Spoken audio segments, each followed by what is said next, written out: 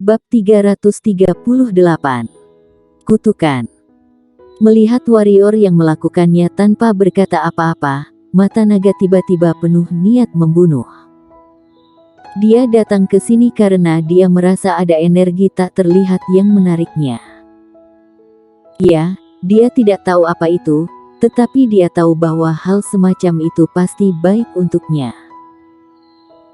Selain itu, ada suara keras di sini, jadi Fregan merasa pasti ada makhluk spiritual surga dan bumi yang terlahir di sini. Lagi pula, terlahirnya benda spiritual langit dan bumi akan menggetarkan dunia. Memikirkan hal ini, Fregan tidak ragu sama sekali, menyerah untuk mengikuti Kelvin Mo dan Soul untuk berburu Raja Jahat, dan kemudian bergegas ke sisi ini dengan cepat. Hanya saja tidak menyangka akan bertemu warrior yang di sini, saat dia melihat warrior yang dia memiliki niat membunuh. Karena warrior yang datang dari arah suara bising, karena warrior yang adalah ras manusia, karena singkatnya, jika dia bertemu ras manusia sendirian, maka pihak lain harus mati. Hanya saja dia tidak menyangka warrior yang akan menyerang terlebih dahulu. Ini membuat Fregan tiba-tiba marah, menguncang tubuhnya dan kembali ke wujud aslinya, dan kemudian kepala naga besar itu tiba-tiba terbuka, dan tubuh besar yang berukuran hampir 100 meter itu bergegas menyerang warrior yang klan naga hijau. Selain bakat dan kesaktian mereka, adalah tubuh mereka. Bagaimana tubuh klan naga bisa dikalahkan oleh pendekar hitam manusia? Jadi Fregan memilih cara termudah untuk menyerang, yaitu melawan dengan kekerasan. Dia tidak menunjukkan bakat dan kekuatan supernaturalnya yang paling kuat, karena menurutnya, menggunakan kekuatan fisik, ini sudah layak untuk melawan warrior yang Fregan meremehkan musuh, warrior yang tidak selemah itu, dia hanya sedang terburu-buru sekarang, jadi dia tidak menyimpan kekuatannya sendiri. Api hantu diam-diam meresap dalam pedang invisible di tangannya, dan kemudian membawa jiwa pedang level 6 menebas ke kepala naga-naga. Naga di depannya menghalangi warrior yang dan membuatnya membuang waktu. Ini membuat warrior yang memiliki niat membunuh yang tak ada habisnya, jadi kali ini dia tidak punya menyimpan energi lagi. Melihat warrior yang ingin bertarung kekuatan dengan dirinya, mata Fregan menunjukkan kejijian. Jika warrior yang menampilkan pedang keterampilan tingkat tinggi, dia mungkin sedikit takut, bagaimanapun, pihak lain adalah kultivator pedang. Hanya saja dia tidak menyangka bahwa warrior yang ini benar-benar akan bertarung kekuatan dengannya. Apakah ras manusia yang mirip semut ini mencari kematian? Dalam tatapan menghina Fregan, pedang warrior yang menghantam langsung ke kepala Fregan. Dengan dentuman lembut, pedang di tangan warrior yang bergetar hebat, dan penghinaan di mata Fregan menjadi lebih kuat. Pada saat ini, api kecil tiba-tiba muncul di pedang warrior yang. Ketika nyala api ini muncul, mata panjang Fregan yang besar tiba-tiba melebar. Di dalamnya, penghinaan hilang, hanya ada ketakutan. Dia ingin melarikan diri dan menghindari pedang api ini. Namun, karena meremehkan musuh dengan ceroboh, pedang dengan api telah menebas kepala naganya. Dengan suara lembut, pedang warrior yang menancap langsung ke kepala naga Fregan, dan kemudian warrior yang menyipitkan matanya dan berteriak dengan tajam, "Ledakan!" Selesai bicara, api hantu tiba-tiba meledak di kepala naga. Wow!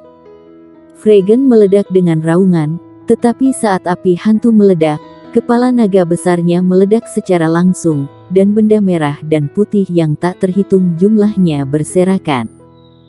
Bang! Tubuh besar itu jatuh ke tanah, dan seluruh tanah bergetar hebat. Fregan sudah mati, ya, mati total. Bisa dikatakan dia mati karena meremehkan musuhnya. Jika dia tidak meremehkan musuh, dia akan menggunakan kemampuan terkuatnya ketika dia menyerang. atau jika dia tidak menangkis pedang api hantu warrior yang tidak realistis bagi warrior yang untuk membunuhnya. Lagi pula, kekuatan dan alam lawan sangat kuat. Warrior yang bergerak dengan tangan kanannya, dan api hantu langsung terbang kembali ke tubuhnya.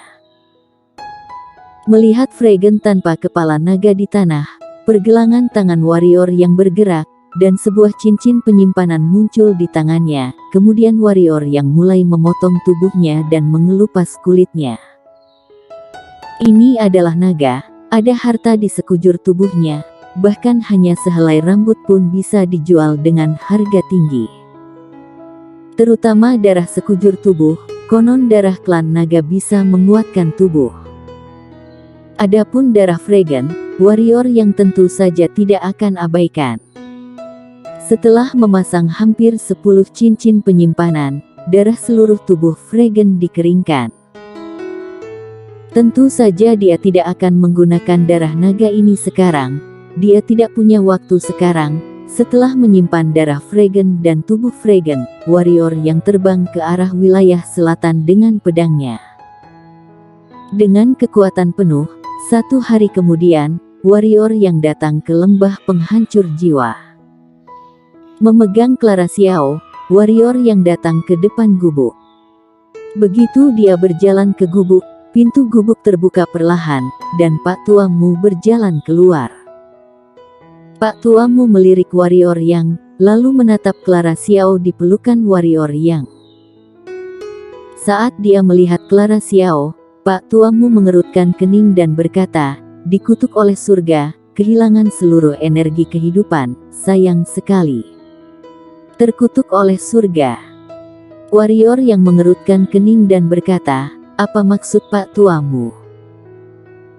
Pak Tuamu tertawa kecil dan berkata, "Di dunia ini, selalu ada orang yang suka melakukan hal-hal menentang langit, tetapi mereka sebenarnya tidak memiliki kemampuan untuk melawan langit, dan kemudian mereka akan dikutuk oleh Tuhan. Kutukan semacam ini sangat menakutkan, karena itu turun-temurun. Wanita di tanganmu seharusnya leluhur atau anggota keluarganya melakukan sesuatu yang menentang kehendak langit sehingga dihukum oleh langit." Warrior yang berkata dengan sungguh-sungguh, "Pak Tuamu, apakah ada cara untuk mengembalikan vitalitas di tubuhnya? Kamu ingin menyelamatkannya?" Pak Tuamu melirik warrior yang agak terkejut. Warrior yang mengangguk. "Tahukah kamu bahwa menyelamatkannya berarti melawan surga?" Pak Tuamu berkata, "Dia adalah orang yang dikutuk oleh surga. Jika kamu menyelamatkannya, itu berarti melawan surga. Dengan demikian, kamu harus menerima hukuman Tuhan. Hukuman ini sangat serius." Warrior yang menggelengkan kepalanya dan berkata, "Pak Tuamu, katakan saja ada cara apa untuk menyelamatkannya. Adapun hukuman dari surga, hehe, tidak lebih dari kematian, mengapa aku harus takut?" Pak Tuamu memandang warrior yang sebentar, lalu menggelengkan kepalanya dan berkata, "Kamu masih muda, dan mudah sekali menjadi impulsif. Ya, aku tidak akan menghentikanmu, atau kamu akan membenciku." Omong-omong, Pak Tuamu melihat Clara Xiao, lalu berkata, "Untuk menyelamatkannya, kamu harus mengembalikan vitalitas di tubuhnya yang telah dihapus oleh Tuhan, dan memperbaiki vitalitas itu setara dengan menyelamatkan orang yang sudah mati. Ini sangat sulit, kamu harus siap secara psikologis." Warrior yang melirik Clara Xiao di pelukannya, lalu berkata, "Sesulit apapun, aku juga mau melakukannya." Pak Tuamu mengangguk dan berkata, "Ada 3 cara untuk mengembalikan vitalitas dalam tubuhnya. Cara pertama, ada semacam keajaiban di dunia yang disebut sumber kehidupan. Sumber kehidupan ini terbentuk dari energi spiritual langit dan bumi. Jangankan memperbaiki energi kehidupan seseorang, bahkan jika jiwa seseorang sudah tiada, asalkan tidak hilang sepenuhnya di dunia, masih bisa diperbaiki. Tidak hanya itu saja, bahkan juga bisa memperpanjang umur manusia dan monster siluman. Di mana mencari sumber kehidupan ini? Kata warrior yang dengan antusias.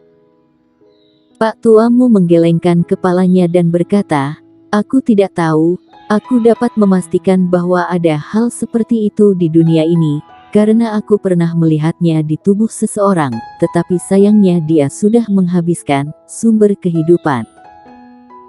Mendengar ini, warrior yang tersenyum pahit, lalu berkata, "Pak tuamu, kamu katakan cara kedua."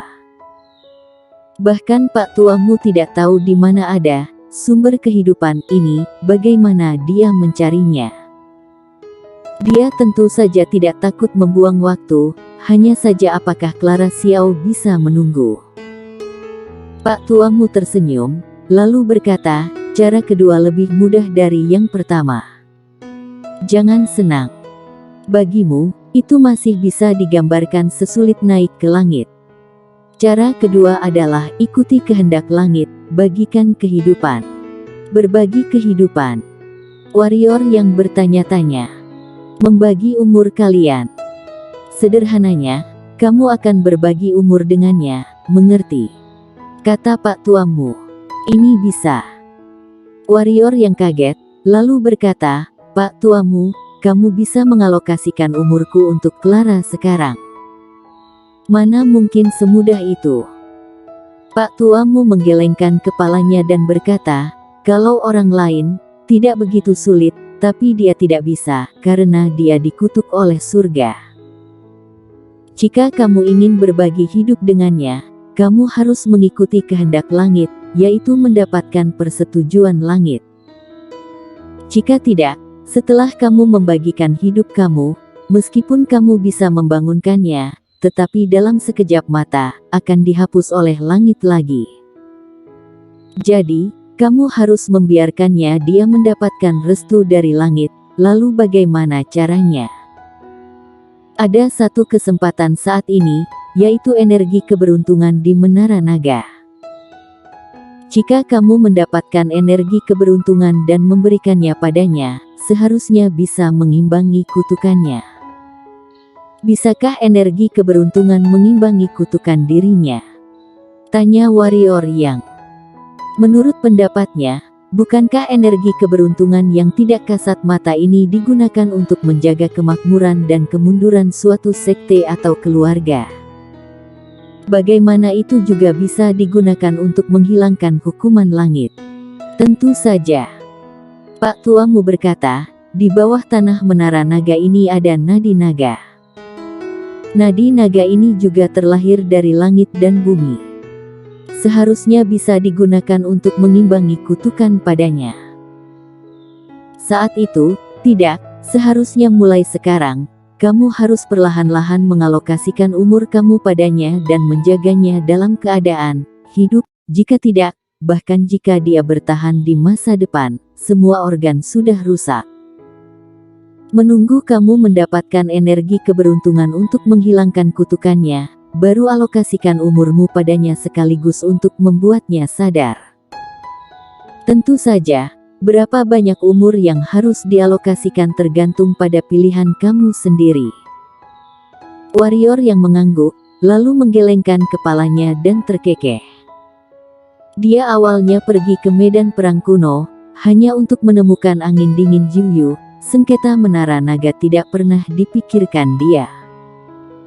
Hanya saja sekarang, jika tidak mau rebut juga harus rebut. Energi keberuntungan. Dia warrior yang harus mendapatkannya. Mengambil napas dalam-dalam, warrior yang berkata, "Pak tuamu, bagaimana aku harus berbagi hidup dengan Clara sekarang?" Mendengar hal itu, wajah Pak tuamu yang sudah tua tiba-tiba menjadi sedikit aneh.